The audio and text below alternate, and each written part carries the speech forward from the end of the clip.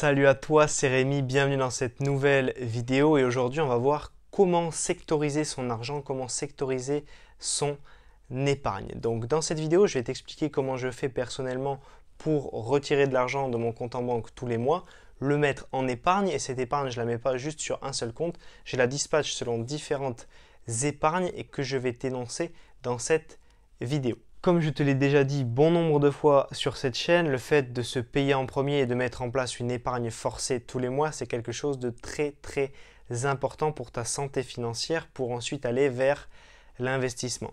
Donc ce que je vais te donner comme règle, c'est de mettre minimum 10% de ton salaire en épargne. C'est-à-dire que si tu gagnes 2000 euros, il faut que tu mettes minimum 200 euros de côté en épargne. Donc il y a des personnes qui ne pourront pas faire cela parce qu'elles ont des dettes ou parce qu'elles sont dans une situation très précaire. Ce que je te conseille et ce que je t'encourage vraiment à faire, s'il n'est pas possible pour l'instant, c'est de rembourser tes dettes, de commencer à réduire tes dépenses, à économiser sur certains postes de dépenses et ensuite d'économiser minimum 10% de ton salaire pour le mettre en épargne. La première épargne que tu vas te constituer et qu'il faut te constituer, c'est une épargne au cas où. Donc si tu as 10% de ton salaire à mettre en épargne, il faut que tu te constitues une seule épargne. Tu n'auras pas à la sectoriser, elle sera unique pour le moment. C'est ton épargne au cas où. Au cas où tu aies un gros pépin demain, il faut que tu aies une certaine somme d'argent de disponible et de débloquable immédiatement. Donc pour un salarié, cette somme, je l'estime à environ 3 à 6 mois, c'est mieux 6 mois de salaire. Donc si tu gagnes 2000 euros par mois, il faut que ton épargne au cas où tu la constitues et qu'elle monte jusqu'à un niveau qui soit de 12 000 euros. Si tu es auto-entrepreneur ou que tu es à ton compte, il vaut mieux que tu vois plus loin que cela.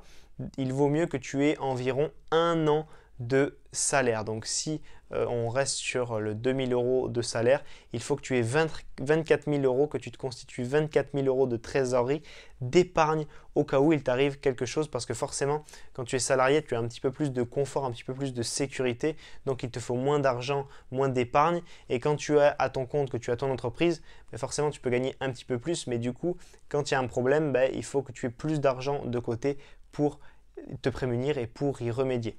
Donc environ 6 mois pour un salarié, environ un an de salaire pour un entrepreneur. Ce qu'il faut te dire, c'est qu'il faut que tu vives avec le minimum. Cela ne veut pas dire qu'il faut que tu te mettes la ceinture et que tu te frustres tous les jours et que tu ne manges pas à ta faim, etc. Non, pas du tout.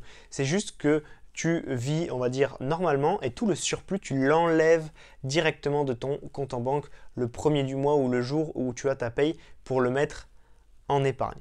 Donc cette épargne, on va la constituer avec 4 branches différentes.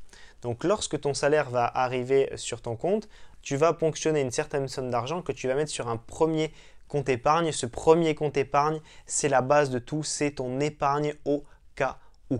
Donc tu vas essayer de remplir ce compte au fur et à mesure du temps pour qu'il corresponde à au moins 6 mois de salaire pour un salarié et au moins un an de salaire pour un entrepreneur. Ensuite, ce que tu vas pouvoir faire, si tu as un peu plus de capacité, que tu peux mettre plus que 10% de ton salaire en épargne, c'est que tu vas essayer de dispatcher cette épargne avec 3 autres types d'épargne. Une épargne projet, une épargne investissement et une épargne plaisir. Pour que tu y vois un petit peu plus clair, je vais te donner des exemples. Donc pour ton épargne au cas où, c'est vraiment si tu arrives à un problème où tu as besoin d'argent rapidement, ça peut être une perte d'emploi, un problème de santé, changer ta voiture très rapidement, faire des gros travaux, bref, il va falloir que tu débloques une grosse somme d'argent très rapidement. Donc ça c'est la base, c'est la première épargne à se constituer. Ensuite, au niveau de l'épargne projet, ça va être tout ce qui peut être mariage, Noël, apport pour une résidence principale, vacances.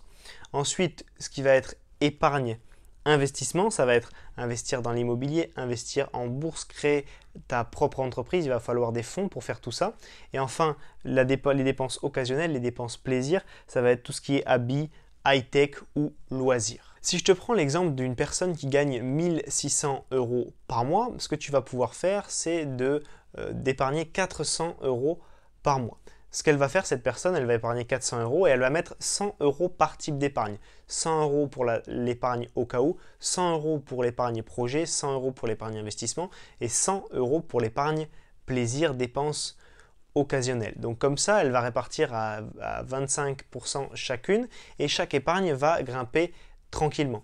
Mais ça, ce n'est pas figé dans le marbre, c'est-à-dire que tu vas pouvoir peut-être d'abord mettre un peu plus d'effort à constituer ton épargne au cas où et tu vas mettre 50% au cas où et le reste tu vas dispatcher selon les 3 autres types d'épargne. Et une fois peut-être que ton épargne au cas où sera bien constituée, tu pourras mettre plus d'épargne sur les investissements par exemple. Et donc commencer à avoir plus ton compte épargne investissement qui grossit pour ensuite aller investir en bourse et investir en immobilier. Donc tu arbitres et tu ajustes en fonction de ta situation perso. C'est vraiment en fonction de ce qui peut t'arriver dans la vie. Si tu vas te marier l'année prochaine, eh bien, tu peux essayer de mettre plus d'épargne sur l'épargne projet pour ton mariage. Bref, ça va vraiment dépendre des situations, mais tu peux toujours ajuster. Ce que je te conseille, c'est d'avoir un compte par type d'épargne. C'est ce que je fais et c'est ce que je te préconise parce que bon, au moins tu auras toutes tes lignes de sortie ou de rentrée d'argent sur ces comptes-là et puis tu pourras te faire des virements si besoin pour pas avoir une carte bleue par compte en banque. Sinon, ce que tu peux faire, c'est avoir un seul compte épargne, mais au sein de ce compte épargne, mettons que tu aies accumulé 10 000 € dessus, il faudrait que tu aies un fichier Excel qui recense quel argent est fait pour quoi faire. C'est-à-dire que dans ces 10 000, finalement, j'en ai en gros 2 500 qui peuvent me servir pour partir en vacances, 2 000 pour tout ce qui est immobilier et 4 000 pour me faire plaisir et donc je vais pouvoir m'acheter je ne sais quoi le mois prochain.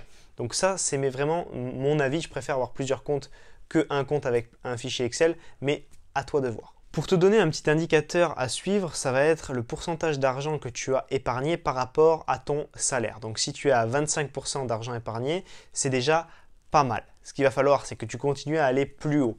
Lorsque tu arrives vers les 50% d'argent épargné, c'est déjà que tu as une très bonne gestion financière. Personnellement, je ne suis pas loin des 50% d'argent épargné et qu'au fur et à mesure du temps, tu vas te constituer des actifs qui vont te rapporter pour aller vers l'indépendance financière. Et lorsque tu atteins des niveaux de 75 voire plus de pourcents d'argent épargné par mois, c'est que tu es vraiment sur la bonne voie et que tu vas devenir indépendant financièrement très rapidement et tu pourras vivre de tes dividendes boursiers, de tes investissements immobiliers, de ton entreprise, etc. Si tu as apprécié cette vidéo, pense à la liker, pense également à me dire en commentaire ce que tu en as pensé et à me poser tes questions. Si tu as envie d'aller plus loin avec moi dans la gestion de tes finances personnelles, ce que j'ai fait, c'est très simple, c'est que j'ai préparé un guide PDF pour reprendre en main tes finances en seulement 5 semaines. Pour y accéder, c'est très simple, tu as juste à cliquer dans le lien qui se trouve juste en dessous dans la description, tu me renseignes ton email et je te l'envoie tout de suite sur ta boîte mail.